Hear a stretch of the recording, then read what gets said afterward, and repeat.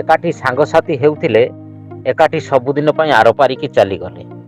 ଅଜଣା ଗାଡ଼ି ଧକ୍କାରେ ଦୁଇ ସାଙ୍ଗଙ୍କ ମୃତ୍ୟୁ। ଅନୁଗୁଳ ଜିଲ୍ଲା ବଉଳିଗଡ଼ ନିକଟରେ ଆଜି ସନ୍ଧ୍ୟାରେ ଅଘଟଣ ଘଟିଛି। ଅଜଣା ଗାଡ଼ି ଧକ୍କାରେ ଦୁଇ ସାଙ୍ଗଙ୍କ ଜୀବନ ଚାଲିଯାଇଛି। ମୃତ ଦୁଇ ସାଙ୍ଗକୁ ଅନୁଗୁଳ ଜିଲ୍ଲା ମୁଖ୍ୟ ଚିକିତ୍ସାଳୟକୁ ପଠାଯାଇଛି।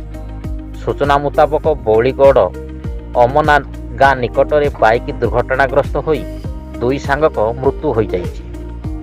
ମୃତକ ହେଲେ କଲଣ୍ଡା ଗାଁର 38 ବର୍ଷୀୟ ଶାନ୍ତନୁ ବେହେରା ଏବଂ ଅମନା ଗାଁର 32 ବର୍ଷୀୟ ସୁନୀଲ ପ୍ରଧାନ। ଦୁଇ ସାଙ୍ଗ ତାଳଚେର ଅଞ୍ଚଳରେ ଡ୍ରାଇଭର ଭାବରେ କାମ କରୁଥିଲେ। ସେମାନେ ଆଜି କାମ ସାରି ବାଇକ୍ରେ ଘରକୁ ଫେରୁଥିବା ବେଳେ ବାଟରେ ତାଙ୍କୁ ଅଜଣା ଗାଡ଼ି ଧକ୍କା ଦେଇଥିଲା। ଫଳରେ ସେମାନେ ରାସ୍ତା କଡ଼କୁ ଛିଟିକି ପଡ଼ିଥିଲେ। ଘଟଣାସ୍ଥଳରେ ଉଭୟଙ୍କୁ ସ୍ଥାନୀୟ ଲୋକମାନେ ଉଦ୍ଧାର କରି ଜିଲ୍ଲା ମୁଖ୍ୟ ଚିକିତ୍ସାଳୟକୁ ଭର୍ତ୍ତି କରିଥିଲେ, କିନ୍ତୁ ଦୁର୍ଭାଗ୍ୟ ଡାକ୍ତର ଦୁଇ ସାଙ୍ଗକୁ ମୃତ ଘୋଷଣା କରିଥିଲେ। ଏଭଳି ଘଟଣା ସମଗ୍ର ଅଞ୍ଚଳରେ ଶୋକର ଛାୟା ଖେଳିଯାଇଛି।